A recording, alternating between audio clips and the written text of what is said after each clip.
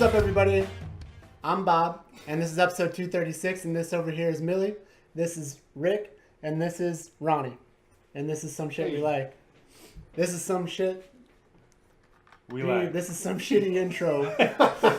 I was like, oh, he's gonna give everybody a different name, and it's like, oh, Rick. I was like, God damn it! I was like, R word. I was Damn expecting it. like a theme of some kind when you were introing. I got nervous. What did I call you, Bobby? Yeah. Maybe that's what I was thinking. Ricky. Damn it. All right. Anyways. I thought you were gonna go like the way you started. I thought you were gonna go down the new edition. Yeah. Okay. Anyways, so hi, I'm Bryce. I've returned. Yep. I brought this guy with me, and these two have been here. So what's I up? fucking drove. How you doing? I brought you. He brought you. Yeah, come on. Brought Well, I'm just saying. Nah, Whatever. Technicalities. Mm-hmm. How was your trip home, Ryan? Mr. It O'Leary? was really good, except there was nice was a lot of good friends and minor acquaintances. They all came out to say hi. My band all of played them? a lot. Well, that's the thing.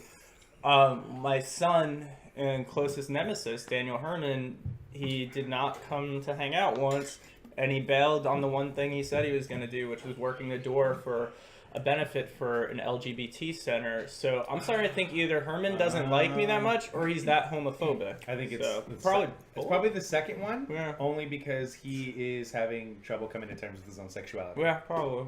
But hey, Dan, it's okay. It's all right. It's not alright. Well, not the standing up Ryan, but Yeah. just come to terms with your sexuality, dude. It's all good. Yeah, so you guys, like, now that I live out here, like, you're probably going to see Herman as often as I do. Not even exaggerating, so. I think I've been in Dan's presence twice.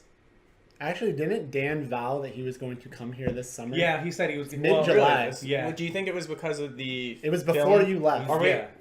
Oh, yeah, I feel like I'm not allowed to. Is it because of the mysterious film project that was maybe happening this summer, but probably happening in September, October? No, he No, just it was straight up before said. He did say he wanted to come over. He I just told straight him up could said stay he at was my going to place. come out. Yeah. I think it had a lot to do with like, oh, Ryan's there now, and you guys are all going to hang out. Yeah, it was like, I'm jealous. yeah, it was Ryan's going to be couldn't, going should've. out there. Honestly, Honestly, might though, go if check out wrestling shows. So he was going to Yeah. come out and like do a loop of SoCal shows with us, and It's mid-July, Herman. Yeah. But Yeah. also, to be fair, though, like, if you're going to come out to LA from the East Coast, you might as well wait till the weather out east gets a little till shittier. November when it's nicer out here and shitty Out out there. Yeah. Let's hope it's nicer out here in November. Yeah.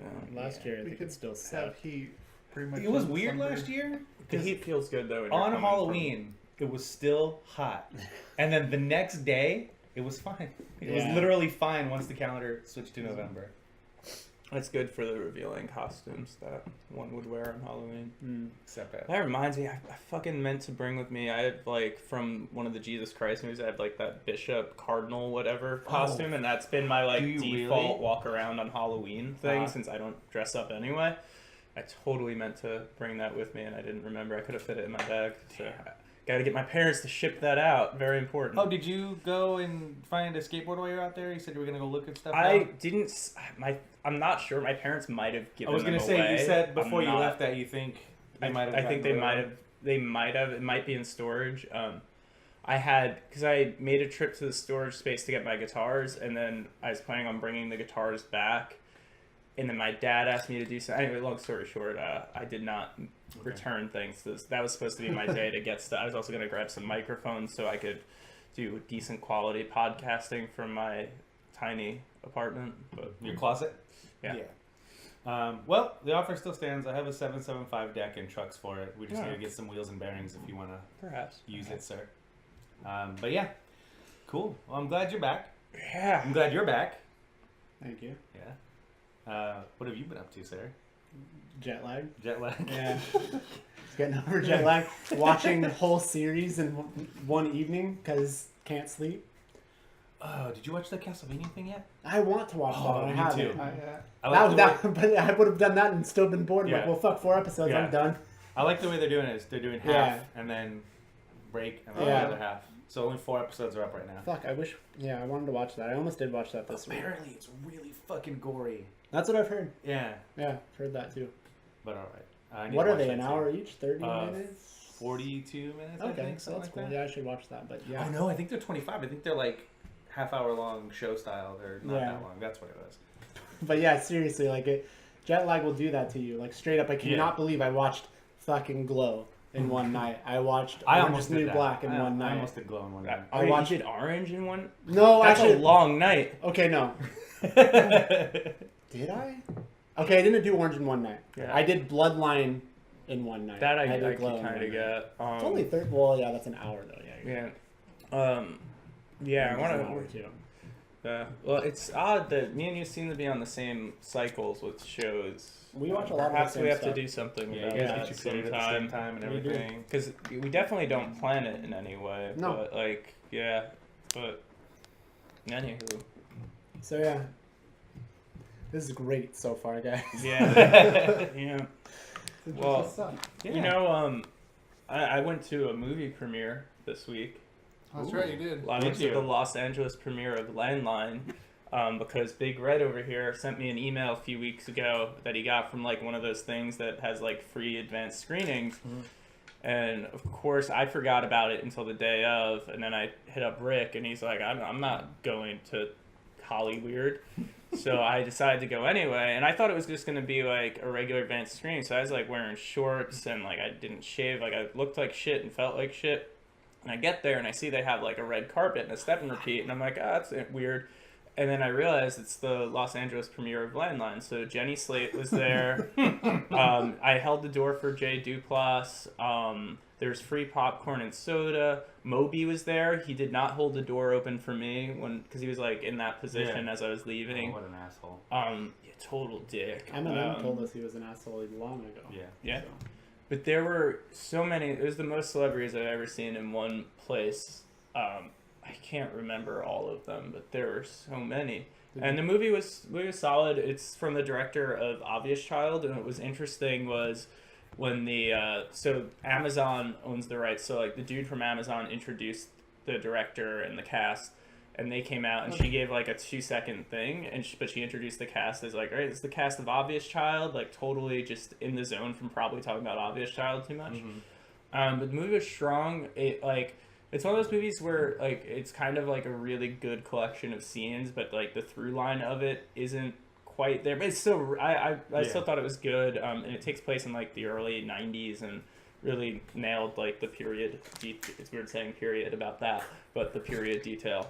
But solid enough movie, and I'd recommend it when I think it comes out in theaters like this week or next week, and then it'll be streaming on Amazon Ooh. Prime, which Hey, what else is streaming on Amazon Well, Prime? I know. I need something to watch on Amazon Well, Prime. my son Daniel Herman, the continual disappointment of my life, he happened to be searching for the back seat, the movie that I directed that You know, he got. I do that every he once in a while produced. too, and I just hadn't done it for a while. Neither have I. Yeah. Like I do it too, but he did it, and because he called me up at like midnight, freaking the fuck out, like, we're on Amazon, we're on Prime streaming. Look, you can stream it for free. Oh, He sent me a 2-minute box similar to that. Yeah. But I'm like, I already heard from But Brian. it is understandable excitement because short of Netflix, it's kind of the best place your movie can end up if you want people to see it. Yeah. What's interesting is our distributor did not tell us this. You think they would let us know so we could get people to watch it. Right. So we have theories about our distribution company that I won't get into now because I don't want to incriminate anyone. But Damn. yeah, so the back seat, what is it? The back Backseat? you could stream it for Prime members for free right now on Amazon. There's even closed captioning, so you could like read text saying the dirty words. Yeah. Dan sent me Yeah. some too. It's pretty funny. But yeah, it's really exciting because now a lot of people are suddenly. We already got like our first really negative review, and I figured out who the guy was because his Amazon account linked to his wedding registry. And I'm not going to say anything Should more. have bought him again. Well, here's the thing. His last name is Wiener, so I could see why he also turned it. I did a lot of research. He turned it off 10 minutes in, which he didn't say in his review. But yeah, Mr. Wiener from Long Island. That's all I'll say. Fight me. Is But it the same person that said something to Dan on Reddit? Reddit? yes, yeah, Okay. it's connected. I Okay. figured out who he was though. That's pretty funny. So But anyway, it's on Amazon, so if you So want to now watch it, you I have can no actually reason watch not to. the final Yeah, cut of the exactly. movie. Yeah, you could watch the distributed cut, Yeah. and you could tell people about it. And if you I don't did. have Amazon, man, you get that 30-day free trial, get 2-day shipping. Click that play I'm gonna- button. So anyway, long story short, like, you know, no big deal. I'm just with the same platform that put out Manchester by the Sea and other prestigious titles. Like, it's totally the same Even thing. if you don't want to watch it, like hit that play button and leave the house. Yeah, I don't even Just know. just hit the play Yeah, button. because our distributor is gonna take whatever residuals, but still, no, it's good. It's weird to have this movie that we shot 5 years ago. We were just filming it, Yeah. and it had its festivals and release and everything, and it looked like it was pretty much dead on the water, other than an exciting thing that I can't talk about yet that might happen. But I kind of got to the point where it's like, all right, I'm done talking about this. But now it's like at a place where everyone can see it, so that's why I came down here, not to see you guys or to talk about some Of course shit I not. like. I Right. gotta plug the free streaming movie that Big Red is in. Long-haired Big Red. Yeah. Long hair. Long hair. Hair down to here. How do you so I've had my hair get kind of long, but never quite to your length. So when you look back at that, are you like, what the fuck was wrong with me, or are you like, that was the time? That was the the time. Okay. A period in my life where I was unemployed. Yeah, and that wasn't a judgment thing, to be clear. That was a question. You were unemployed? I believe I was. Oh no, I just got a job. I think because it was in 2012. Huh? Mhm. Yeah. Yeah, you definitely, I think, were doing the pulled back look once you started working again. Yeah. You Yeah. definitely were going to work with that hair Yeah. a few times. Yeah. You did for a while. But before that, Yeah, because actually, I saw a recent coworker from when I first started, and he's like, "Oh my god, you don't have your long hair anymore." I'm like, oh, I guess I must have started when I had long hair. Did you find any difference with the ladies with the long hair versus without it? Like, did more I or think they less liked were the into long it? hair more. Well, because I feel like that's the kind of thing where it's not for like some girls that's gonna be like the biggest turnoff ever, but for others it's like their fucking their thing. Yeah. Yeah. Like kind of like bald dudes. Like Yeah, they wow. generally don't have much, but then it's like there's people who are like, put your head on me, and anyway, that's some shit I like. Yeah, when I saw that, and I was like, well, I'll wait till Ryan posts something about it, and then I'm going to make sure I share this, because... I shared a behind-the-scenes picture on my Instagram. Yeah. Oh, did you? Ooh, I didn't see Behind the that. scenes. Yeah. Yeah, Big Red was there for all the drama. Did we probably talked about this on the show, but the week Red came out is when our lead actor Chris Ballant got a part in Into the Storm. So like Rick was really only on set for what, 2 days? Yeah. It was supposed to be a Yeah. full week, and then we like 2 put days, everything and on then we hung hold, out for the rest of the week. which was kind of better in a way. Yeah. Well, it was alright. I Yeah. had fun. I'm Hang sure out with you wished you were on the set a little more. That would have been. But hey, this fall, the thing that I'm not supposed to talk about, Shut up. if that happens as planned, up. you will be the set. I will be the same. Yeah. Awesome. Takes So, place yeah, on Mars, Big Red. Okay. Yeah. everybody go check out The Backseat on Amazon Prime. Instant streaming. Cool. So shall we get into our first topic? Yeah. Let's Abortion. do it. All right. I don't watch that YouTube channel. So last week we talked about podcasts, Yeah. and then we started drifting off into the land of YouTube. We mentioned that, we should do this for YouTube. That would be a whole other topic. And then we were both like, yeah, that could be a whole other topic. Let's table that for now. So the table is now here. Yeah. It was there last week, Well, though. The table has been set. The table has been set and made, It was set last week. and You Yeah, guys Rick just put it put under out the table snacks for today, later. so- I put out Yeah, snacks. table I set. made everything perfect for today. I'm getting So, this snot guys, residue. feel free to jump in with your favorite YouTube channels. Is what we're going to be talking about. Okay. Because I definitely watch a shit ton of YouTube, Yeah. and then I think I've kind of been pulling We you know in. Ryan's.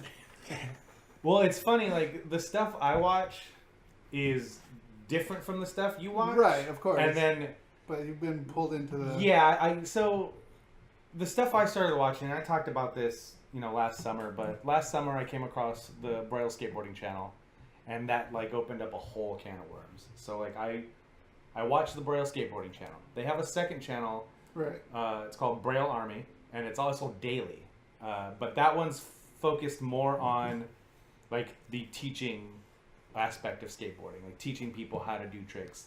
You can send in videos of you doing tricks, and then they'll analyze it and tell you, hey, you know, pop it this way, kick your foot out instead of kicking down, like tick tips, essentially, which is what the main channel started out to be 7 years ago, but now they do post more videos where it's like, hey, somebody sent us a glass skateboard, let's skate it. Or, you know, and they'll do like more actual skating stuff there also, but they've kind of moved the learning stuff over to the second channel. So I watch those two, and both of those are daily. And then through that, I found Andy Schrock's channel, who owns Revive Skateboards, who the guy from Braille is the pro for. So I watch his channel, and then I watch a bunch of other of the Revive guys' channels. So Andy's is daily. I watch Andy's once in a while. Sam Tabor is mostly daily, most of the time daily, so I watch that also. And then, like, through the Braille channel, I came across a bunch of other skaters like John Hill and Chris Chan.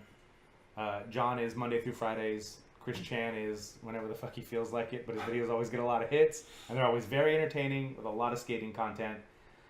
So those are kind of, Nigel Alexander, who's a guy who's been in the skateboard industry for a long time as a filmer. Grew up with Paul Rodriguez and like filmed all of Paul Rodriguez's first video part that got him like sponsored and all that shit. So he's another awesome channel to watch because he takes skaters that people don't know about and he highlights them on his channel, takes them out with him skating and filming, stacking clips to put out. Helping other people out there. Okay, cool. So that's kind of all the skateboarding stuff I watch, and the majority of that stuff is daily except for Chris Chan. But that's just the skateboarding stuff I watch. Then there's a couple of Nerf modification channels I watch that some are daily, some are whenever. But yeah, like nothing really worth mentioning because it's just like a weird rabbit hole to get down Nerf mods. Have you seen the guy who builds like the giant Nerf gun or like the giant, like I think the latest is like the giant water gun? Like that one's just started trending right now, which is like he built this giant ass like those old super soakers and like made it the 3D huge model of it. Oh wow. Yeah. The tested YouTube channel I talked about last week. Right. What about you guys? Yeah, do you watch any YouTube? Like consistently? Consistently. You know, so it's funny.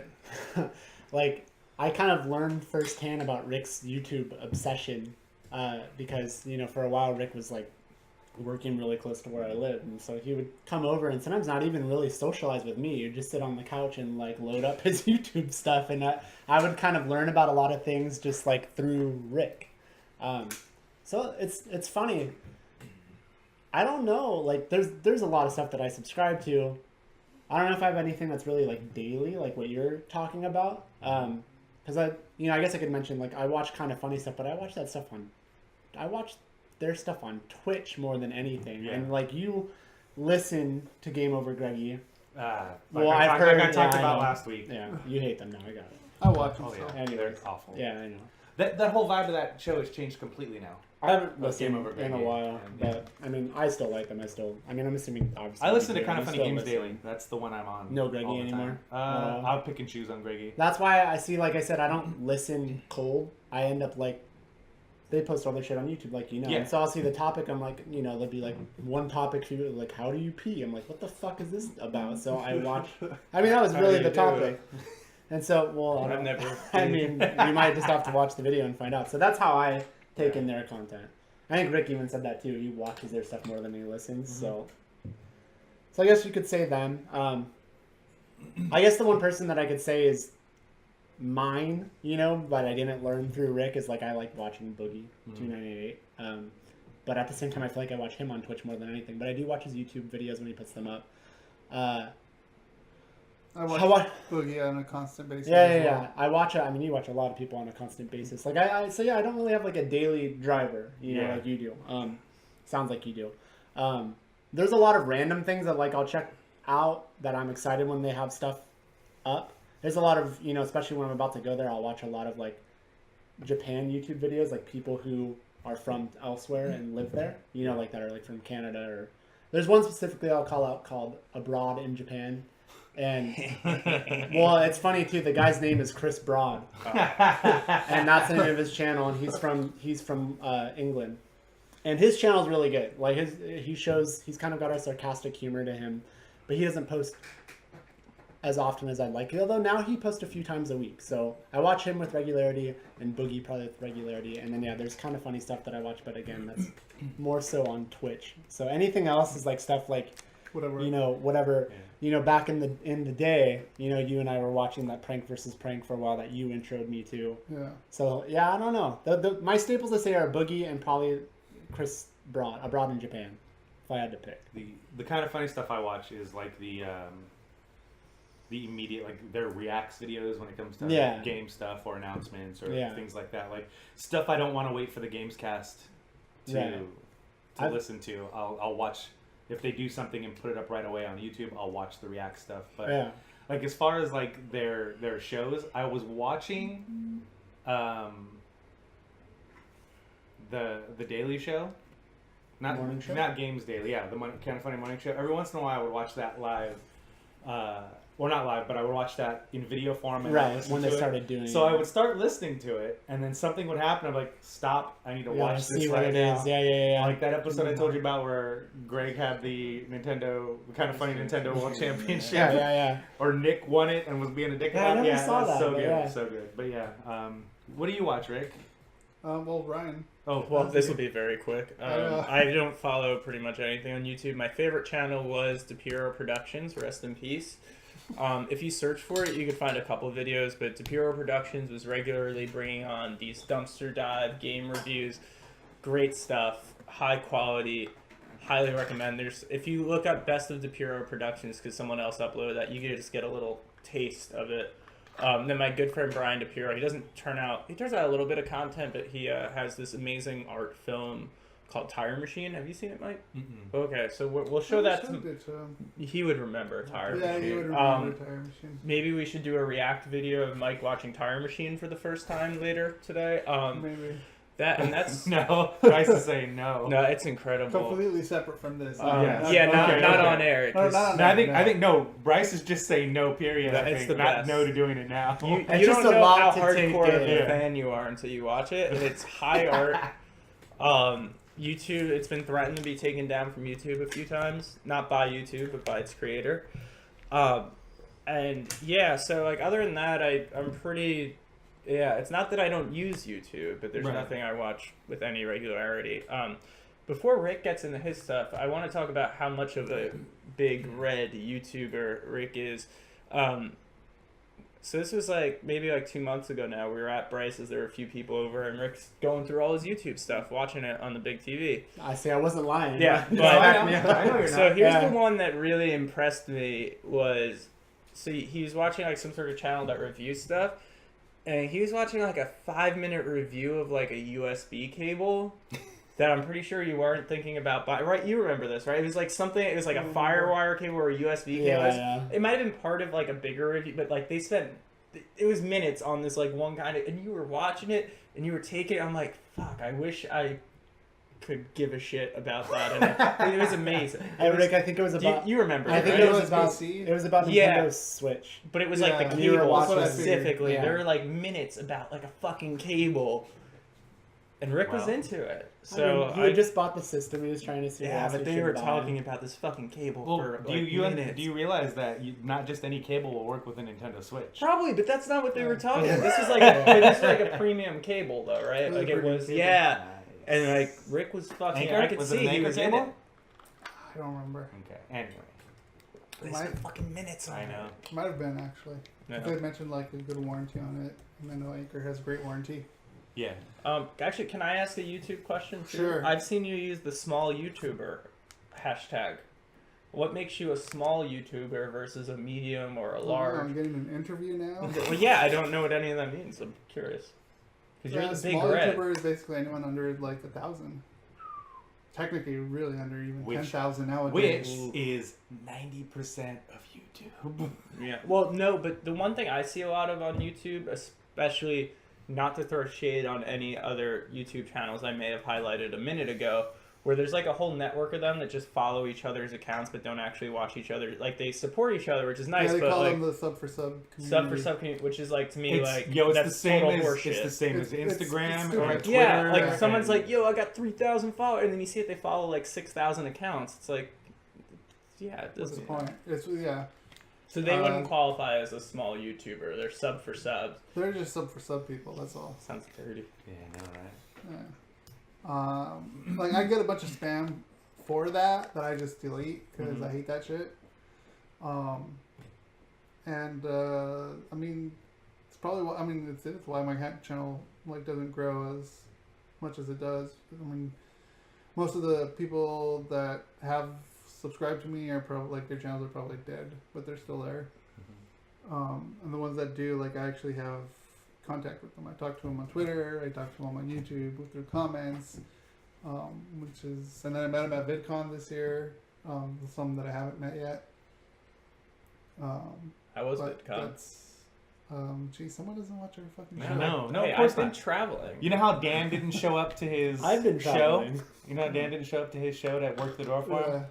Ryan he doesn't watch our show, so they're on this. He is your son. My struggle, like father, like Father, son. like There it is. son. I've always told you guys this, though. My struggle with your show is that I've gotten to know all of you too well, so I just want to. I end up talking to the thing, or That's I the wanna, point. I That's get the that, point. but I get really frustrated because I'm like, I want to like strike Rick down for his off opinions about the new Spider-Man movie. You know and- who else gets frustrated about that? Yeah. Is your boyfriend Josh too. Yeah. Yeah. Well, Yeah. my former boyfriend. Well, I know. I'm just saying he hates. He's like, I just want to interact with you guys, and we just ignore him. Yeah. Well, Pisses him off. and I guess that is like overall a good quality. I think if I didn't know you guys, or if I only slightly knew you guys personally, it would be fun because then I could like harass you on Twitter more than I do. But now you there's can just something call us about and be like, yeah, you guys are dick bags. it makes Yeah. it harder as a. So yeah, if you want to continue liking a podcast, don't hang out with the guys that do it because it makes it a lot harder. Is what I thought. Because I just want to fucking just be like, mostly like, what the fuck's wrong with you, Rick? So what else do you watch, Rick? I mean, I guess the bigger YouTubers that I watch, of course, are like Casey Neistat, iJustine, Techno Buffalo, which is where all the reviews come from. But like other smaller YouTubers that I became friends with, I watch a lot of their stuff too. So James Redwine, who I kind of want to have him on the show. He lives in Orange County. And he talks a lot about movies and Netflix on his channel. Mm-hmm. So I think it'd be pretty good to have on. Can that be a drinking show when we do I that? think it'll totally be a drinking show, but I don't think he drinks. His name's Red Wine. I wanted to have a red wine show. Red wine with the That's red what I was dick. hoping for. We could have classed it up, you know? So Maybe he drinks wine. I don't know. I just know he doesn't drink. I'd hope so. I mean, he should fucking make his own wine at that point. Your last name's Red Wine. I It should be know. the best one ever or the worst ever. Actually, he should specifically make white wine. Yeah, and have it be the worst Yeah, white the wine on the worst. planet. Because he's a fucking red wine fiend. So I got a YouTube question for you guys that you'll probably be able to. I don't think I could answer it or maybe I could. I'm trying to think about it. But what was the first video you ever saw on YouTube? That's a good question. Oh, shit. That's something I've actually been thinking about. Yeah, I've been thinking but I'm about it trying too, to and I remember. can't. Yeah, I can remember like the first podcast that I heard and things like that. But I think with YouTube that came about.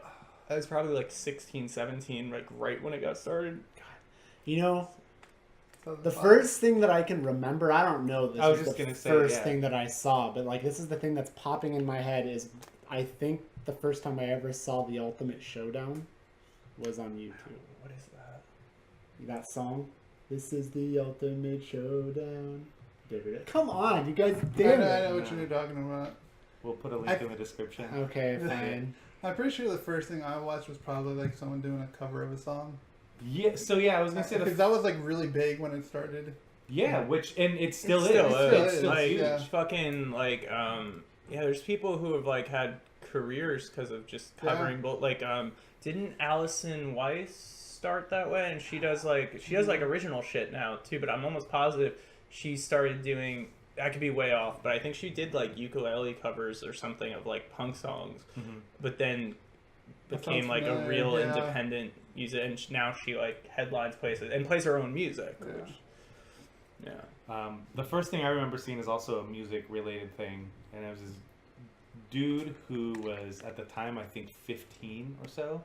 You'll remember this because I sent you the link, and he's a guitar player, and he played Canon in D, but on electric guitar, and like fucking shredded it, and it was so rad.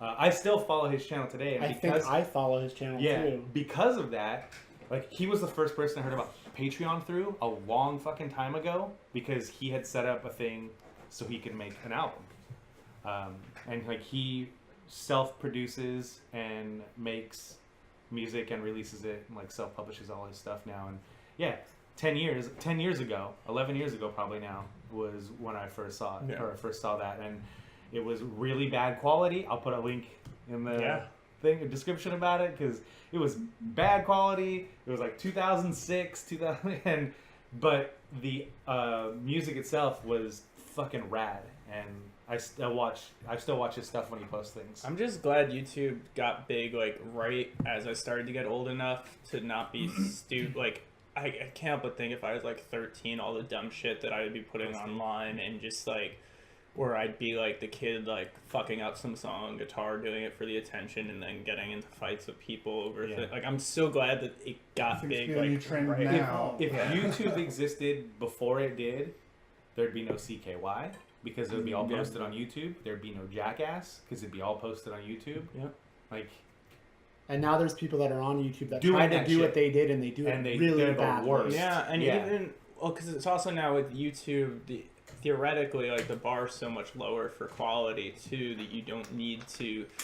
I think, like, if you see some guy like having a knife fall onto his dick, it doesn't matter if it was shot with an iPhone or if it was in 4K. Like, it doesn't. Which, I mean, to be honest, I think the quality got real low for a while, but I think it's starting to trend upward because of things like this. And now you want to stand out a little. But. Yeah. I want to bring it back for a second, because not the first thing I ever saw on YouTube, but another channel I think I want to shout out to, and it fits with this a little bit because this is probably, I'd say, the first thing I can remember watching on YouTube when I feel like YouTube was still early and I watched it regularly, is the Angry Video Game Nerd. Oh, that's right. Yeah, and like I used to you probably know him too, because he's like a filmmate. Yeah, James Rolfe or whatever. He loves film, and he does other stuff too, but. Still doing shit? Yeah, he still does stuff. He still does. His channel's still active. Was there controversy at some point? There was something where like he reviewed a movie and someone made fun of his review for. I don't remember what it was. I don't think he was wrong, but I don't know what it was. But yeah, he still puts out nerd videos every now and then he puts out a lot of like, movie stuff and review stuff. He has a ton of followers too, but sort of with the question. But that's the first regular thing on YouTube I can remember watching that I do still watch to this day. Actually, oddly enough, I did have, as someone who hasn't really watched too many things consistently on YouTube, when I was in college, I watched a lot of the Kevin Pollak chat show on YouTube regularly. And come full circle. Yeah, you definitely have. What else do you watch, Rick? Oh, I mentioned him. Beth Boulevard, another small YouTuber. Who's growing pretty quickly now. She does like a lot of artistic scenes. Like she writes things out and she'll like interpret it and kind of like make it into like basically a little tiny short film, like art house film almost. Right. And then she also has like her regular like sit downs where she just talks about updates and things like that, and then like travel stuff. That's right. I need to mention that. Who else do I watch? I watch Game Theorist. I like he recently just had one about Pokemon on Charmander specifically, about his tail. When his tail goes out, he'll die, and then like he just basically dives into all the scientifics of it. And there's actually a bug that has something similar to that. Oh shoot! What else do I watch? I watch so much. Yeah, you watch a lot. And like you were saying, when I was naming off the stuff I watch, we've kind of started crossing over, like where you'll watch Andy Schrock and John Hill, and you'll pick and choose John on the Braille Hill, stuff. Sarah Dietschy. What's your favorite way to watch YouTube videos?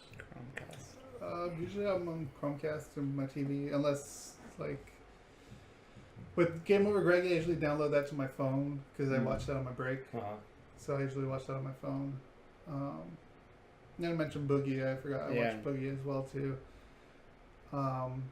Good luck to him next. Yeah, seriously. Next I mean, week. Rick's has pictures with him a few times now, the but times that he in a went couple, to VidCon, I think. in a couple weeks he's going in for his gastric bypass surgery, and did he drop some weight before, or is he's been on a diet. He's been on a diet. He's doing the liquid weight. diet now, and then like that's what he's doing, and he's talking on his thing like he's hoping, but he's putting it out there. It's like, if I don't survive this surgery, use me as an example. You know what I mean? It's rough to watch. You know. Yeah, so it was. I hope. Do people actually die from that surgery? Like, is that well, a thing he's like you Chance. could, and he's also just insanely overweight and has been his whole life. He's in his early 40s. He doesn't look it, and if you look him in the face, he kind of has a baby face. Like, for as shitty as his health is, he actually, like, if you look at him, he's got so much life to him and stuff. So I hope he gets his shit together, because that legitimately might be one of the nicest people that I've ever not met in my life. Guy just seems like he has such a big heart, and like I think it's kind of weird. I know, like, Ryan Davis with you, you know, and like me to a lesser extent, but same 4 deal. years now, by the way. Yeah, and it's just like I've never felt so much for somebody that I don't know. Yeah. You know, and it's crazy. So I really hope, you know. And I've met him twice. Yeah. And 3 times. It might have been 3 times. And each time he's really cool. Like I've seen him interact with other people. He takes time. He talks to them. This year was a little bit different just because of security and other issues going on at VidCon. But it was like he actually was a lot more popular this year. Like people, like he couldn't really walk That's the good. floor. You know. Yeah. But for the most part, like he was in the creators lounge where I spent some time too, just talking to people and having fun, and he's such a cool dude. Nice.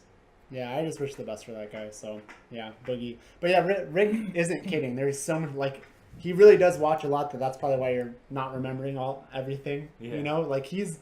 No joke, has come over and probably set up a playlist that has lasted like 2 hours. Philip and DeFranco. Right. Yeah. And what I think it's Film almost Riot. yeah, Film it's Riot. kind of cool though. Like I'm like, man, Rick, you kind of have this self entertainment that you're setting up, and it's, you know, sometimes after a while I'm like, okay, hey, like can we watch a movie or go get food or do something else now?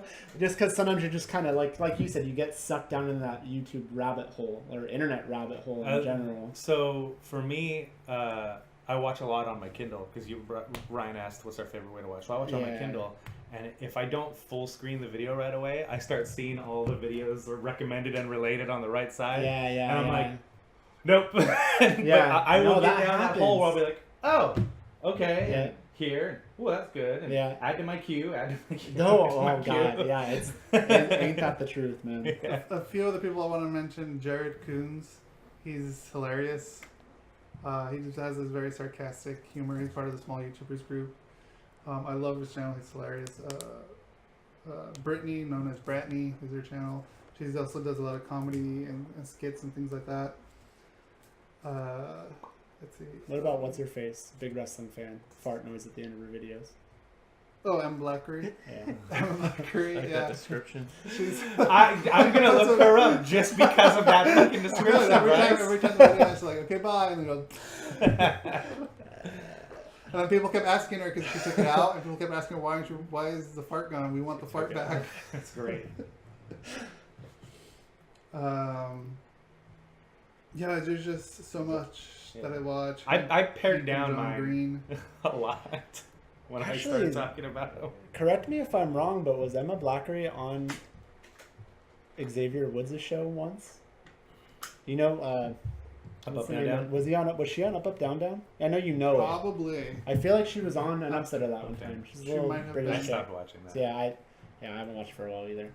I still think his audio sucks, or it has. But yeah, there's a lot that I watch. Yeah. And like a lot of new people too that I met at VidCon, so I've been checking their channels out as well. So you had one. Well, he mentioned travel, and it reminded me of one, which reminded me of another, which reminded me of. So I'm gonna go 3 real quick, and this will be the last 3 I talked about.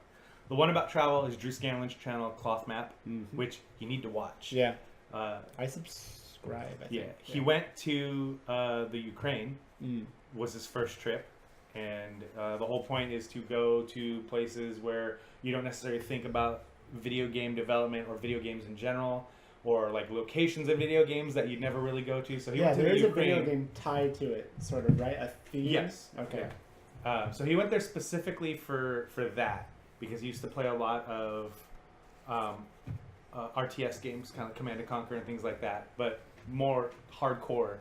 And like he went to a fucking missile silo and was inside the fucking thing, and they actually walked him through pushing all of the buttons that would have been the things to push if you were going to launch a fucking nuke. That's awesome. Yeah. Some? Insane. That's awesome. Insane. Yeah, that's really cool. And then the other reason he went there is because it was at the same time Eurovision was going on. And so he went to Eurovision, and so the second video is all about his experience at Eurovision. And if you don't know what Eurovision is, it's a singing competition. Celine Dion came out of Eurovision, ABBA came out of Eurovision, things like that. So it's all these different countries get together. And why when you said ABBA did I go, like, I don't fucking know. Sorry, right. Go ahead. So it's a singing competition where people from different countries come together, and they pick people, and they come and they sing a song that's supposed to represent where they're from and their country. And it's like almost like a soccer hooligan mentality in the crowd, where everybody sections off into their countries and they cheer for their country. And that's cool. Yeah, it's pretty crazy. So he went to that and did a video about that. So Cloth Map, check that out. And real quick before you switch, how did he get access to the missile? Is it just because he's Drew fucking Scanlon? Well, I don't. I think that I think it's a museum. Now. Okay. It's a deactivated base. It's a museum now, and I get using, I'm sure whatever internet influence he has, and he was able to get like a personalized tour and all that stuff. Yeah, I just find that stuff pretty fascinating. fucking insane. You should watch that video. Yeah. It's very like sterile in like this weird way where it feels it feels icky watching him push these buttons that would have launched a nuke onto U.S. soil. You know, it's pretty crazy. And then, so Cloth Map, check that out, which made me think of the other Patreon channels that I subscribe to and watch, like Danny O'Dwyer's channel, No Clip, where he does long-form video game documentaries. There's one on Rocket League that you guys should check out. There's one about the new Doom. He was on Games Daily, like all week. He's part of Kind of Funny now. Yeah. But it's funny to see he's going to be gone again in a couple weeks for like a really long time shooting another thing. I liked listening to those two this week, though. I listened to a lot of it. Danny O'Dwyer, I'm a huge fan of that guy. Yeah, I know. And his story is crazy because he has been trying to get a job in video games for a long time and got turned down by GameSpot so many times. And then they hired him for GameSpot UK, so he moved from Ireland to London to work at that office. And thought, I think I'm just going to stop now because this is not where I want to be. And then they hired him and moved him to San Francisco. Yeah. And now he's gone all the way around and done his own thing now, and it's fucking rad. Yeah. Because his documentaries are fucking sweet. So he's Greg's Irish Cream. Yeah. No Clip is that channel. And the last one I want to talk about is one that I find myself being more drawn in by this person now that he's not talking about video games anymore. And that's Colin Moriarty, and his channel is Colin's Last Stand.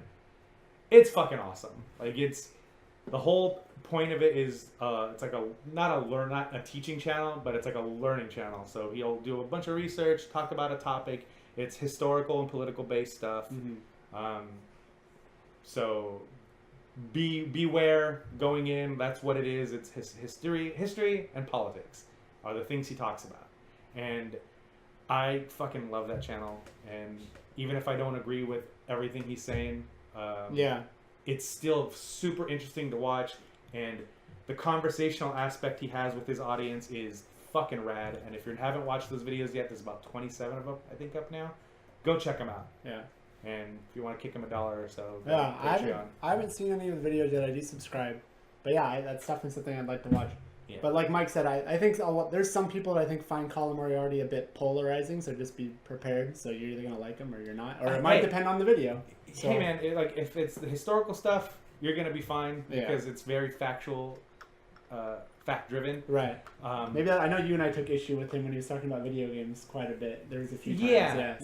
But if you're going to watch one of the videos about politics, again, he does a pretty good job at approaching it from a very unbiased opinion, or unbiased stance, but he also gives his opinion. Yeah. And he makes it known when he's giving his opinion. And if you lean too far to the right or too far to the left, you're gonna hate his political stuff. Yeah. But if you're more of a moderate like myself, then you'll be fine. Especially if you don't take everything so seriously. Right. So check out those channels, and they're all Patreon channels. I am a patron of Drew's and Colin's. I'm not a patron of Danny's, and I don't know why. Fuck him. But I'll probably rectify that pretty soon. Do you still pay for Kind of Funny or no? No. Okay. One thing, not this week, because I guess we talked about YouTube a lot, and if you guys don't like the idea of it, but we've talked about it so much, I think another good topic to talk about maybe next week or whenever is like maybe the state of YouTube. Because I feel like I have some opinions about very good. YouTube in general and where it's going.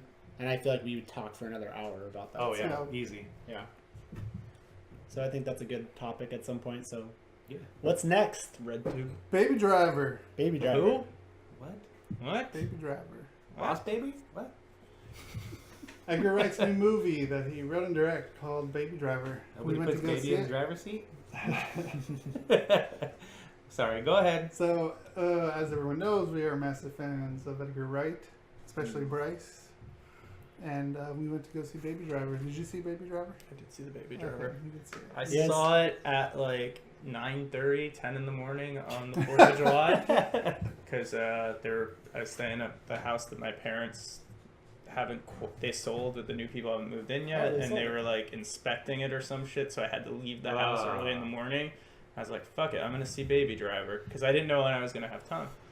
I gotta say, it's a weird movie to see like first thing in the morning when you're still kind of waking up. Crowded theater though, like a decent amount of people, like for New Jersey, but I guess it's the 4th of July. Still kind of weird. Who goes like, it was 10 a.m. I think was the show time. That's early. Yeah.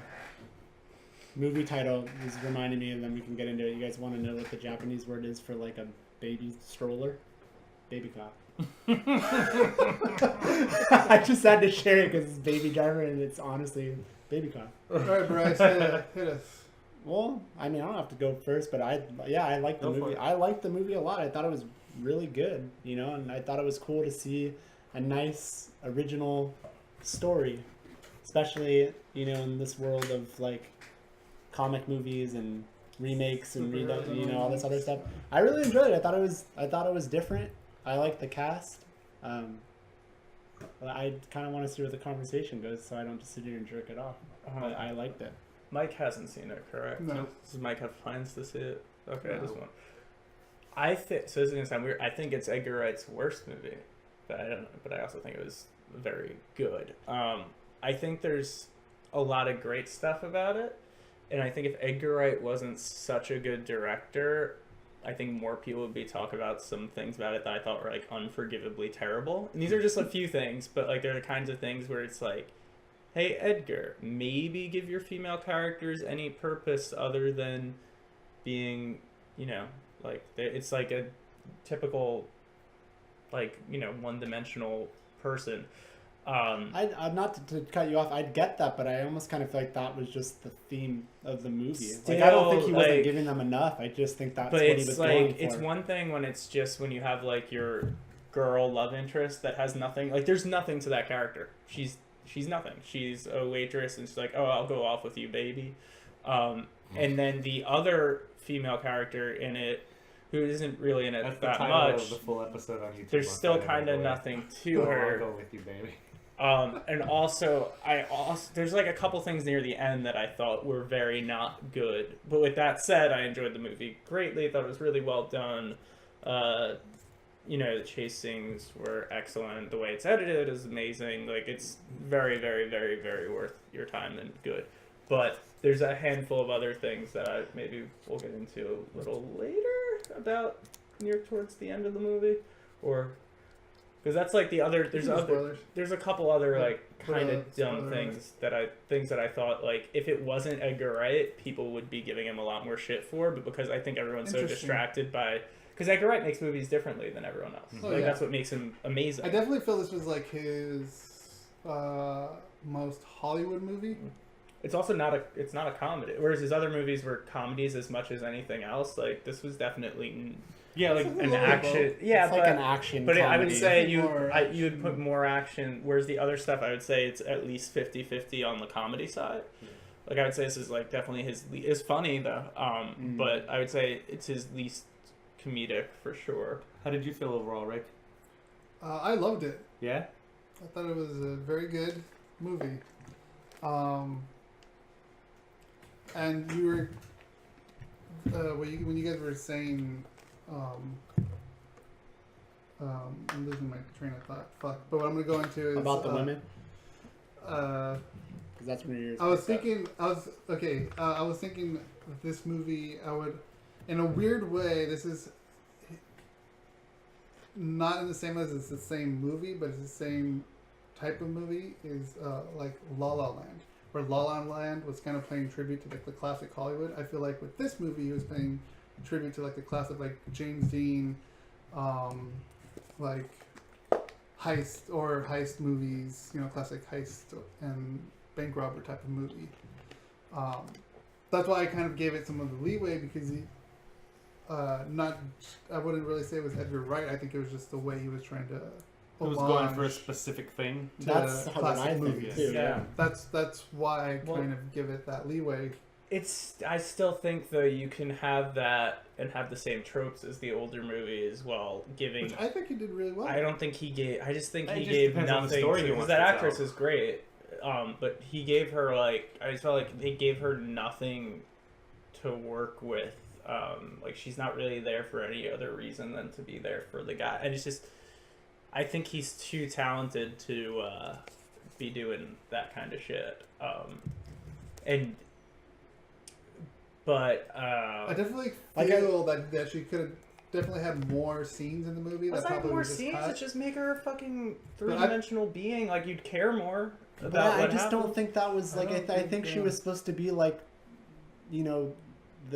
I Like think that's what the classic. Yeah, I think she's supposed to be like what Peach is to movies, Mario. yeah. I think she was kind of like the woman's sidekick. I Yeah. don't think she was supposed to be some crazy like developed character. But even with that, it's like, it felt to me like he put a lot more effort into his male characters than the two female parts that are in the whole movie.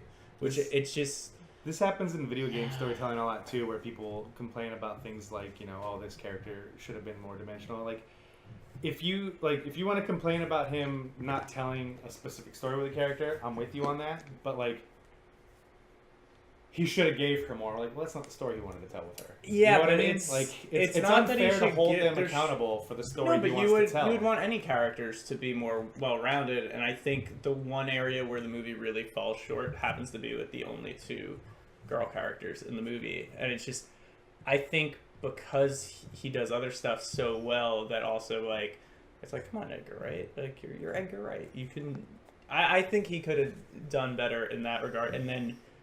There's other stuff specifically towards the end that is a separate conversation. Well, I just want to say, like, I hear what you're saying. I guess I just still stand firmly in, like, I think both women characters played the part he wanted them to play. I feel like what you're arguing is encroaching on the territory of, like, well, there should be a black person in the movie, and there should be a gay person in the movie. Well, it would be like... And women should be more empowered in the movie. Well, ultimately, it's not that they should be more empowered. It's even, like... I just don't think they had anything to them, whereas the other characters did. Like the only two women in the movie are by far like the most underdeveloped characters. Like even it's like the only other character I could think of that like has as little like going on with them is like the kid who's in like a few scenes, who's awesome. Mm-hmm. But I think when you have someone with that much screen time in any movie, you should. I just to me that's one area that fell short, and if it wasn't Edgar Wright, I think other people there'd be a lot more think pieces and shit about it. Not having seen this movie, I 100% agree with you that if it wasn't Edgar Wright, this would be something that would be more people would be talking about. I think so for sure. But I still sit on the side of that's the story he wanted to tell. I mean, you can knock him for not telling a different story. Well, but he shouldn't have to change his story. Well, I want to give a shit about the characters more, and it's hard to do that when you I gave plenty I of mean, shit. yeah, I get what you're I get what you're saying, No. but there's other movies for Can't that. This care wasn't the about movie for every that. character. And like, I know it's gonna sound shitty because you're talking about female characters, but this goes with any character in any movie. There's nothing wrong with having characters in your movies that are just window dressing, so to speak. That's. There's role players, you know, like I think she filled the role. I and think that you're was it. more upset because this lead actress, you think is a better actress than what she was given. Yeah, I feel like you but, can make that argument if she was and someone also, you didn't know. but maybe also, you wouldn't I don't. care. I was saying I'm not really familiar. I think her performance is good, but it's just I don't. I would almost be more forgiving if the other supporting characters were written in a similar way. But Like I don't. Yeah. But that to me was like a huge something that I didn't like about it, and then also plays into something at the end that I think that I was kind of just disappointed in, as far as being satisfied with specifically the last scene of the movie. I just see it as he was trying to homage the. But like, why would classic you movie. homage like the shittier aspects of those movies? But that's not a shitty aspect of the movie. That's just the stories that are It's being like told. It's like in the. I feel like that's like the argument that you Rick know should this have had a is bigger woman. role in the backseat because you know what I But mean. he doesn't have any lines, and he's not someone that the main character is lusting after. Yeah, but she Like, wasn't. why does like I think She wasn't the movie. or though. show us Like, or at Baby least was show the us like movie. what does she see in Baby too. Like there's no, and it works fine. It's just I wish that, especially coming from Edgar Wright, like I wish he tried harder in that regard. Is it just I feel like no one was I get just it bugged me. I just felt like they saw each other and they just knew they were meant to for each other. That's kind of how I saw it. Like, you know, like when I walked through that door and I saw her, I knew that was the one. I thought that, you know, it was like that mentality of like classic. Just gave me an idea for a whole different topic for another day. I'm gonna write this shit down. But I didn't. Well, and basically, too, what it also comes down to, aside from some sort of conversation about representation, for me, ultimately, like I didn't buy it. I didn't buy what he was selling in regards to that. Really, I get why it's And there. that's a fair. And that's what you have the criticism. movie for. But because to me, there's nothing from her point of view that explains why there's like it just didn't feel. It's something that felt false to me in a movie that did a lot of things that felt really cool or fun or realistic. Not realistic, that's not the right term. But Jump into feeding, spoilers? yeah, because it'll Alright, be spoiler easier. time. What- Putting up the spoiler mark. Okay, do that. And This Okay. can be in there too, but I wanted to ask a specific question from somebody who hasn't seen this movie. All of the other Edgar Wright movies that I've seen have like a very specific formula. The way that he tells his story, the roller coaster ride, the highs, the lows, all that stuff. Does this deviate from that Edgar Wright formula? This, I think, Because it's he weird. is doing a genre movie, does it deviate? Well, that's the thing. I would say it's Edgar Wright tackling a genre movie. So I would say for him, I would say it's definitely his most accessible movie. Like it's one you could show like an older person and they won't like their heads won't explode. Like I showed my grandma Scott Pilgrim and like she just did not know how to take it. Okay, so right. So This one you can pretty much show. I think anyone. Yeah. They'll get it. they'll get it and it won't be like. And to me, is that a flaw of the movie? I don't know. Like I think it's good that Edgar Wright's doing something. That's why I feel like different this was for him. his like mainstream. I think Yeah. the movie definitely has a little bit of style to it, though. Like, It does, It's for not, sure. yeah. It Like I does, mean, yeah. you say that, but I don't know if I showed that movie. I feel like there'd be some parts where if I showed the movie to say my parents, or they'd think like little parts of the characters, and some of it is a little weird. I mean, I still Yeah. think it had. You know what I But mean? I think compared to the other Wright movies, Yeah, though, sure, like, sure, I don't sure. think, Yeah, and I was specifically talking about not necessarily his filmmaking style, but his storytelling style is Yeah. very formulaic. in And other well, movies. yeah, and also like it's Which is not a bad thing. Well, by the yeah, way. I'm with not this knocking movie, it for it 'cause it's I not. love- It's not that the way that it's in its story structure and stuff. It's very similar to your typical old school high Yeah, school, yeah. which is cool because you don't see them that much anymore. But to me, what makes it a good movie versus like just being a rehash, it's Edgar's style and the way he does. Like that's like he's It's he's his literal filmmaking style. someone maybe I'm taking this from someone else, but I thought it was a good way of Edgar Wright's basically Michael Bay, except he applies his style to the story so it works. So like and I think that's like kind of a way of looking at it because he is it's very easy, like, and even with this movie, which I didn't like as much as any of his others, but I still liked a lot, he, like, the style's in service of something. Like, it's not just, like, it's not like that shot in Pearl Harbor where, like, the camera's, like, the point of view is from the bomb being dropped. Whereas, like, when Edgar Wright does something weird like that, it has a purpose that goes beyond, like, hey, isn't this cool? And 9 times out of 10 it's for comedic. Yeah, exactly. Like, he uses the camera to tell jokes, and I guess because this movie isn't as much like of a comedy, like, there's not quite, you know, you don't have a scene where, like, someone enters the room and the Seinfeld music comes on, like that part in Scott Pilgrim. So there's 2 things near the end of the movie that bug me. All right, spoilers. Yeah, spoilers again. Well, since we already talked about the women's stuff, I guess we'll just get to that one first. How'd you guys feel about the very, very end of the movie, like the last scene? I haven't seen it, so you guys better pick it up. The very last scene. Well, I was thinking. I want to hear what you said. Okay. I mean, I didn't really have an issue with it. I think it was just supposed to, I mean, I even read something later that was supposed to be kind of ambiguous. Yeah. You know? I just think, like, I don't think it worked. It didn't, like, ruin the movie by any means, but I kind of, like, even the way it was color tinted, I'm like, why? I know why you're doing this, but, like, You want to? I got it. I wasn't into it. I want to pull a Bryce. Oh. Or you mean pull a Bryce and drop it on the floor? What's the pulling Bryce? I mean, doesn't have to be taped to your hand to pull it. Yeah, Is that the that's Bryce true. we're talking about? Wait, Yeah. you guys No, play it you've with done it. 40 hands? You've done it before with just a regular beer where you dropped one and you picked it up and put it on the table and grabbed another one and put it on the table to And open then you that mix them one. up, And then remember? no, but you were in the middle of saying That was the something. 100th episode. So I yeah, think. you put it down with intentions to open that one and then started talking again and reached over and grabbed the one you just dropped and went. And I grabbed That was another one because I 100th dropped episode. one. Right. Yeah. Really? I don't remember that, but it's on Well, tape. we were drunk. So. So wait, you guys play it with 40 hands? I heard you saying something about something. We have before. We did that once and they weren't On the 40s, they were podcast? 32s. Or- Yeah, we did it Okay. once on the podcast. There's video. of it. Can we do one do it with later, 40s yeah. sometimes? Yeah, we'll do that. Okay. Sometime, yeah. But Yeah. yeah. So Final like scene. there was just the very end.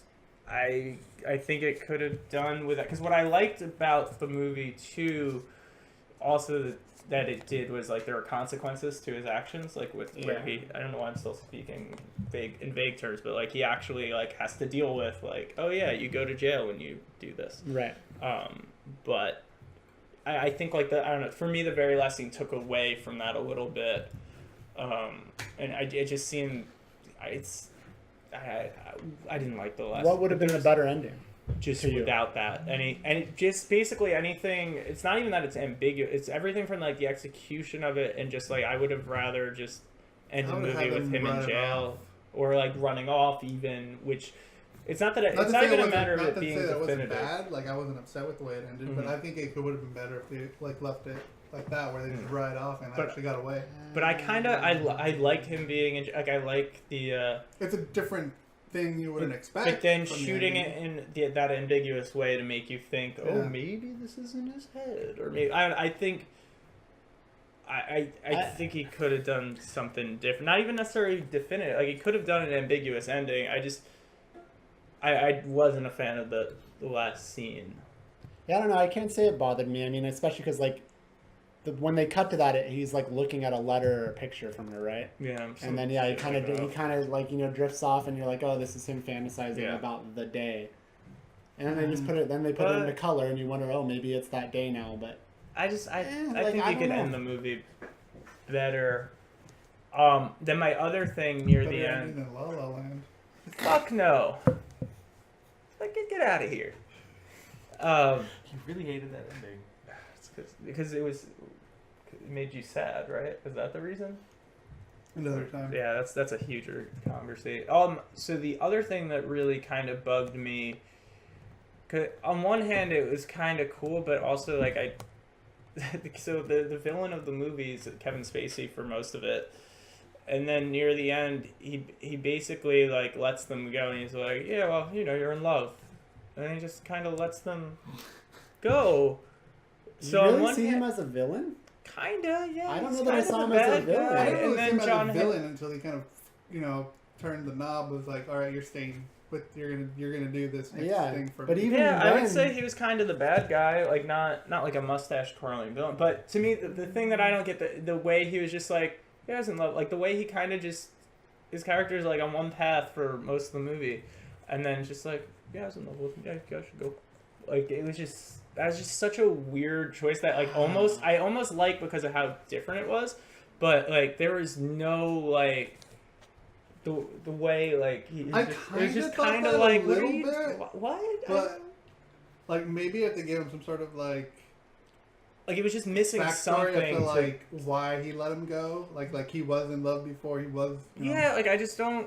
But it still didn't bother me. I felt like kind of unearned and just like why would he just suddenly not care? Oh look, he's in love. Oh, I get it now.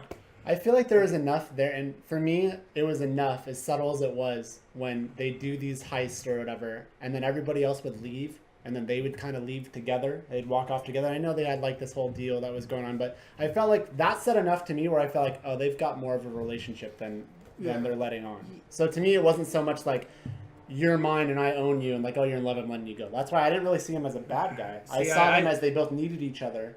Yeah, but he was taking advantage of him, and I almost saw him as like another father figure. Well, I think that's how he plays it a little bit too. But like, I just don't feel like, especially because he literally says like, "Oh, you're in love." Like he has like that line where it's just like, it felt off to me. But at the same time, how great of an actor he is, I think he pulled it off. Yeah, he's Kevin Spacey.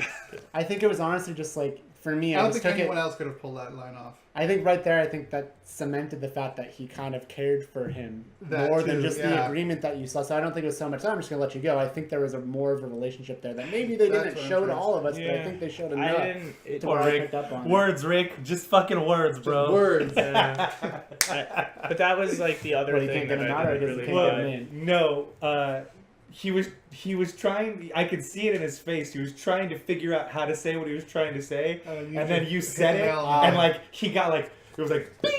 That's what I meant. Hot leg. Hot leg. I was thinking about that the other day.